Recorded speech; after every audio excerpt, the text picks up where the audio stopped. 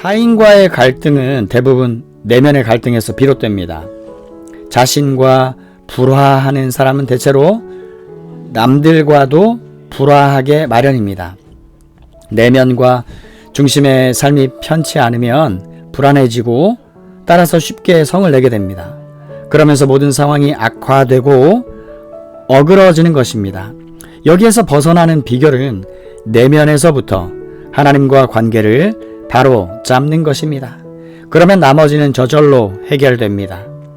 그리스도 안의 승리라는 주제를 가능한 한 모든 관점에서 살펴보는 일이 중요한 이유가 여기 있는 것입니다.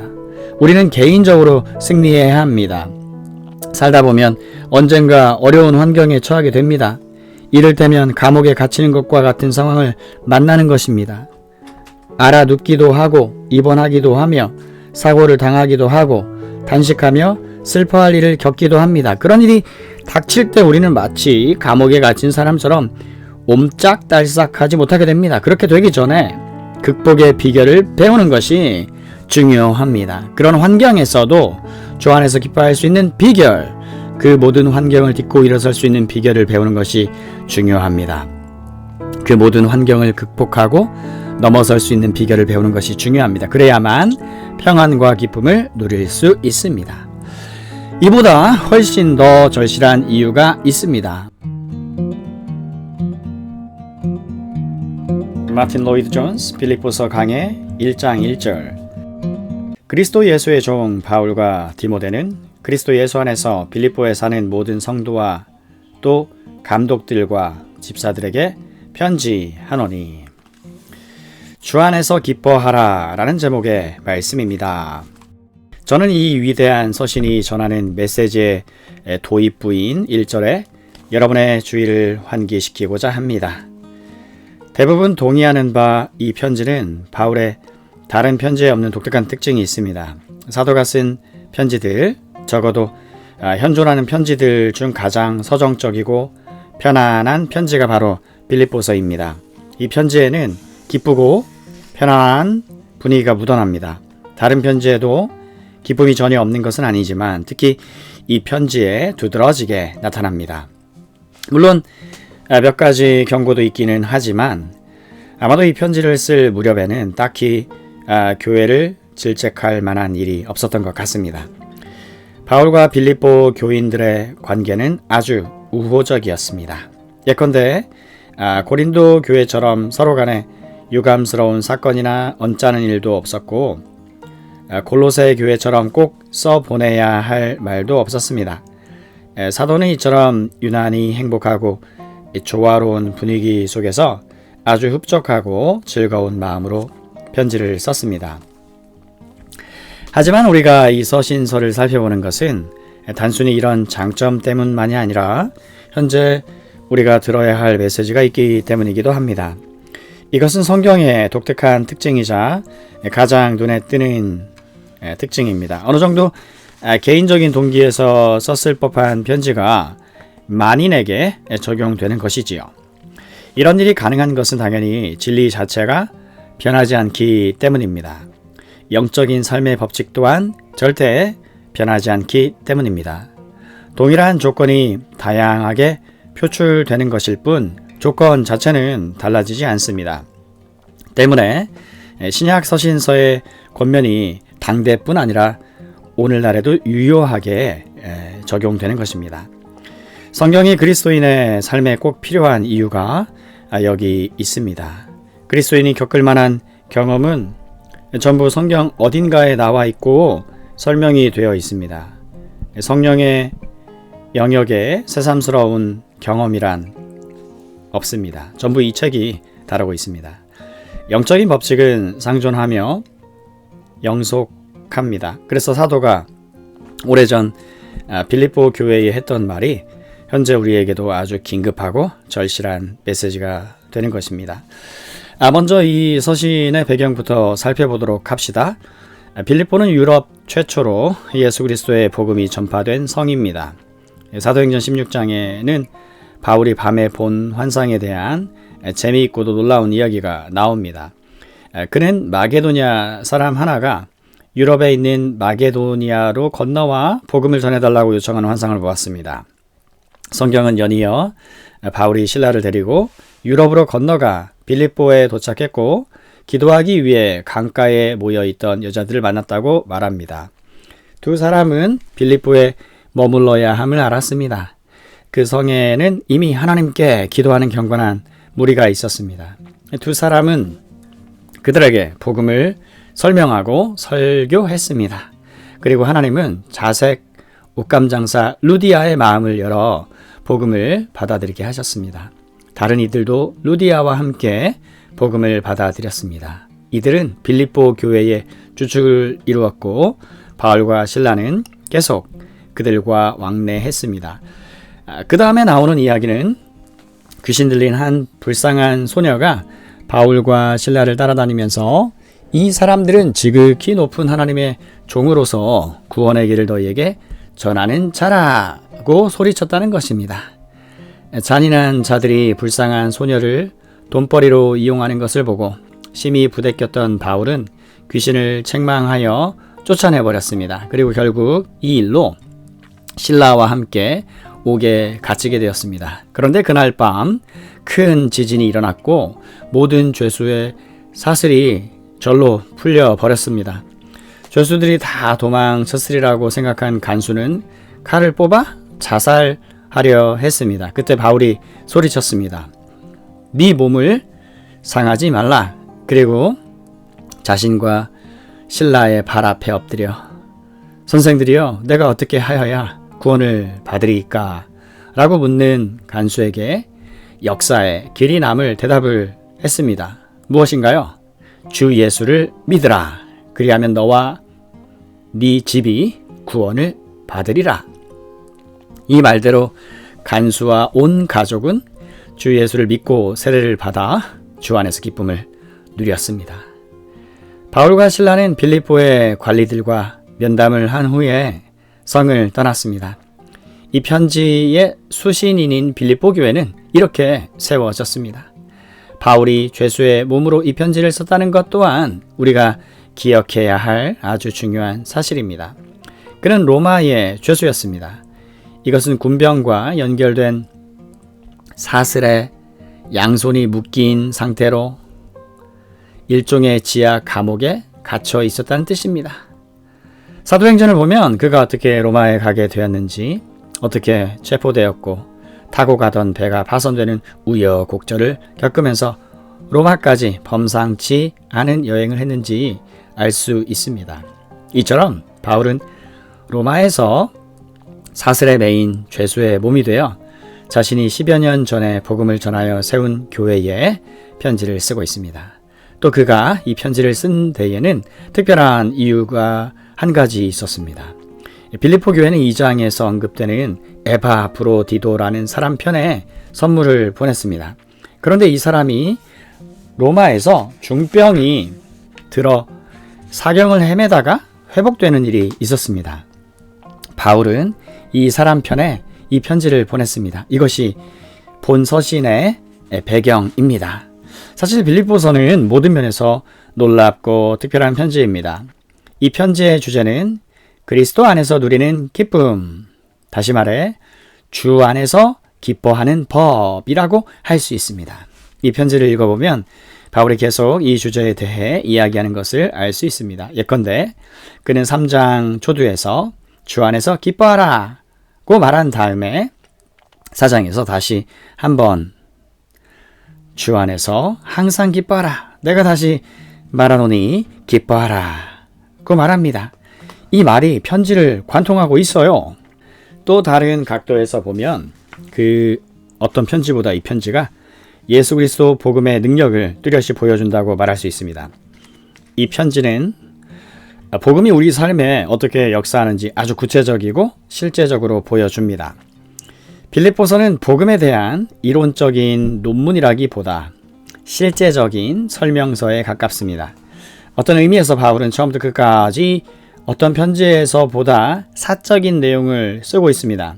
이처럼 자기 이야기를 통해 복음이 개인의 삶에 어떻게 역사하는지 훌륭하게 설명해 주고 있습니다. 이뿐 아니라 바울은 복음이 공동체의 삶에 어떻게 역사하는지도 아주 분명하게 보여줍니다. 이 편지에는 사도의 사적인 이야기뿐 아니라 빌립보 교회의 상태에 대한 이야기도 나옵니다. 바울은 행복하고 조화롭게 사는 빌립보 교회의 상태와 모습을 보며 기뻐했습니다. 그것은 전부 복음의 역사였습니다. 이 회심하기 전 바울을 생각해 보십시오. 아주 똑똑하고 유능한, 경건했지만 성도들을 박해하는 우를 범했던 다소의 사울 말입니다. 위협과 살기가 등등했던 그 모습을 생각해 보십시오. 사도행전 9장 1절. 증오의 영에 사로잡혔던 그 모습과 지금 이 편지를 쓰고 있는 모습을 비교해 보면 복음이 개인에게 어떻게 역사하는지 알 수 있습니다. 또 빌립보 교회도 생각해 보십시오. 간수 같은 사람을 생각해 보기 바랍니다. 필시 거친 사람이었을 간수나 그보다 상태가 더 심각했을 법한 이들이 교인이 되었습니다. 바울이 그들을 얼마나 아끼는지, 그들에 대해 무슨 말을 하는지 또 보십시오. 이 모든 것은 예수 그리스도의 복음이 개인과 공동체의 삶에 역사한다는 중대한 표시입니다. 저는 이 점이 빌립보서를 함께 고찰하는 일이 중요한 이유를 분명하게 설명해 준다고 봅니다. 세상은 빌립보 교인들이 살았던 고대 사회와 점점 비슷해지고 있습니다.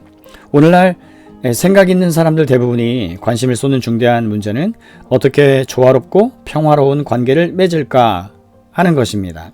개인 간의 반목과 경쟁을 해소할 방안이 있을까? 사회생활을 파편화하여 세상을 불행하게 만들고 더 큰 재앙을 불러오는 이 여러 가지 문제들과 혼란을 일소할 대책이 있을까 하는 것입니다. 세상은 지금 그 대책을 찾고 있습니다. 그래서 회담도 열고 정치적인, 종교적인, 사회적인 회합도 가집니다. 기독교회는 이렇게 조화로운 사회를 만들 방법이 딱 한 가지 있다고 선언합니다. 각 개인의 삶에 역사하는 예수 그리스도의 복음의 능력이야말로 개인과 집단을 공히 조화로운 상태로 만들 수 있다고 주장합니다. 오늘날 세상의 전체적인 상황을 고려해 볼 때 빌립보에 있었던 이 기독교 공동체의 삶 속에서 어떻게 어려움이 해결되고 불일치가 해소되었는지 살펴보는 것보다 중요한 일은 없는 듯합니다. 다시 말해 어떻게 환경을 극복하고 다 함께 행복하고 조화롭게 살 것인가 하는 것이 바로 이 서신의 주제라고 말할 수 있습니다. 1장만 조금 읽어봐도 이것이 중심 주제임을 확연히 알 수 있습니다. 이 편지를 쓴 사람은 감옥에 갇힌 죄수입니다. 어떤 의미에서 모든 상황이 열악하다고 할 수 있습니다. 그런데도 이렇게 서정적인 편지를 쓰고 있는 것입니다. 그는 자신과 그 환경, 주변 상황을 완전히 극복했습니다. 반복을 싫어하고 동어 반복을 경멸하는 이들이 있는데 바울은 동어 반복의 명수였습니다. 그는 기뻐하라. 내가 다시 말하노니 기뻐하라. 고 말합니다. 1장에서 자신이 어떻게 환경을 극복했는지 밝힌 다음 그 이야기를 내내 반복하다가 4장에서 마지막으로 내게 능력 주시는 자 안에서 내가 모든 것을 할 수 있느니라 라는 결론을 내립니다. 어떤 이는 이것을 진지함에서 나온 동어 반복이라고 표현했는데 아주 적절하고 합당한 표현이라 생각합니다. 복음을 믿는 사람은 반복을 피할 수 없습니다. 복음을 정말 진지하게 대하는 사람, 세상의 상태를 알고 복음이 유일한 진리임을 아는 사람은 그 진리를 반복하고 되풀이하지 않을 수가 없습니다. 사도도 3장에서 너희에게 같은 말을 쓰는 것이 내게는 수고로움이 없고 너희에게는 안전하다고 말합니다. 다른 사도들도 마찬가지였습니다. 베드로도 같은 이야기를 반복하는 것에 대해 일종의 미안함 같은 것을 표시하면서도 내가 이 장막에 있을 동안에, 즉 살아있을 동안에 너희를 일깨워 생각나게 함이 옳은 줄로 여긴다고 했습니다. 베드로서 1장 13절. 베드로가 이렇게 반복한 이유가 무엇입니까? 사람이 워낙 잘 잊어버리기 때문입니다. 복음의 진리를 한번 듣고 영원히 기억한다면 굳이 반복할 필요가 없겠지요. 하지만 잘 알다시피 우리는 1000번을 들어도 잊어버립니다. 그래서 바울이 같은 말을 하고 또 하는 것입니다. 그는 환경을 극복하는 것이 아주 시급하고 실제적인 문제임을 알았기에 같은 말을 반복하고 또 반복했습니다. 현재 우리 형편이 어떠한지는 다들 뼈저리게 알고 있으니 굳이 상기시키지 않아도 될 것입니다. 우리는 앞으로 무슨 일이 닥칠지 알지 못합니다. 하지만 그리스도 복음의 이름으로 말하건대 바울과 빌립보 교회 안에 일어났던 불길이 우리 안에도 일어난다면 무슨 일이 닥치든 능히 맞설 수 있다고 확신합니다. 허세를 부리느라 하는 말이 아닙니다. 실제로 그리스도인들이 그런 삶을 살고 있습니다. 각자의 삶 속에서 주님의 능력을 맛보고 있으며 경험하고 있습니다. 이것은 아름답게 지어낸 이야기가 아닙니다. 감옥에 갇힌 사람의 실제 경험담입니다. 이 사람은 내가 안다. 내가 경험했기 때문에 확실히 안다. 라고 보장합니다. 그는 승리하였습니다. 그리고 빌립보에 있는 많은 그리스도인들도 승리했다는 것을 알았습니다. 그리스도와 복음 안에서 그 승리를 계속 누리도록 격려하며 돕고자 했습니다. 다 함께 행복하고 조화롭게 사는 길을 보여주고자 했습니다. 타인과의 갈등은 대부분 내면의 갈등에서 비롯됩니다. 자신과 불화하는 사람은 대체로 남들과도 불화하게 마련입니다. 내면과 중심의 삶이 편치 않으면 불안해지고 따라서 쉽게 성을 내게 됩니다. 그러면서 모든 상황이 악화되고 어그러지는 것입니다. 여기에서 벗어나는 비결은 내면에서부터 하나님과 관계를 바로 잡는 것입니다. 그러면 나머지는 저절로 해결됩니다. 그리스도 안에 승리라는 주제를 가능한 한 모든 관점에서 살펴보는 일이 중요한 이유가 여기 있는 것입니다. 우리는 개인적으로 승리해야 합니다. 살다 보면 언젠가 어려운 환경에 처하게 됩니다.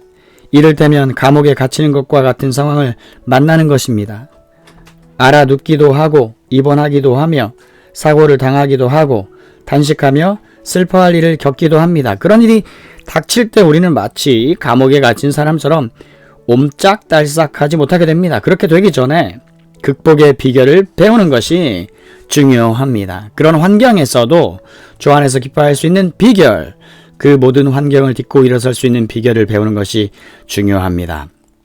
그 모든 환경을 극복하고 넘어설 수 있는 비결을 배우는 것이 중요합니다. 그래야만 평안과 기쁨을 누릴 수 있습니다.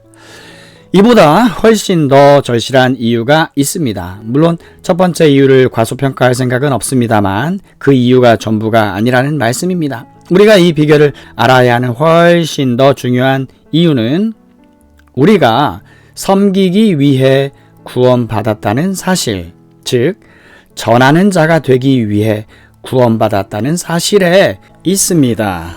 바로 이 장에서 교회가 완전한 조화를 이루는 일이 얼마나 중요한지 강조하면서 이 점을 분명하게 밝히고 있습니다.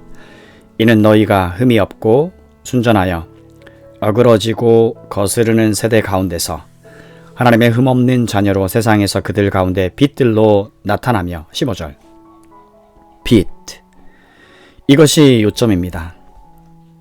세상의 그리스도인들의 증거와 증언이 가장 필요한 때가 있다면 바로 지금입니다. 세상은 불행과 혼란과 두려움에 빠져 있습니다.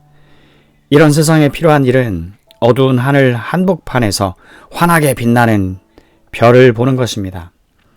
어둠을 물리치고 빛을 비추면서 세상을 자신에게로 끌어당기는 별, 자신처럼 살 수 있는 방법을 알려주는 별을 보아야 합니다.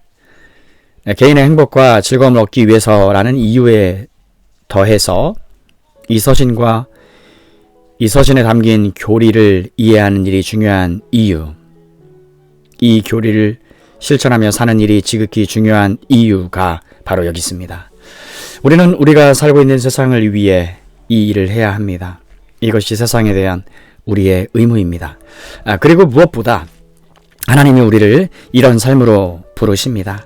하나님은 우리를 별자리와 빛으로 하늘에 두셨습니다. 그런데 무언가가 빛을 막거나 흐릿하게 가리면 환하게 비출 수가 없습니다. 창문이 더럽거나 거울이 지저분하면 빛이 비치지 않는 것과 같습니다. 때문에 우리는 이 편지를 같이 살펴보아야 합니다. 이렇게 해서 이 편지의 주제와 목적을 살펴보았습니다. 이제 사도가 이 주제를 전개해 나가는 방식을 간단하게 알아봅시다.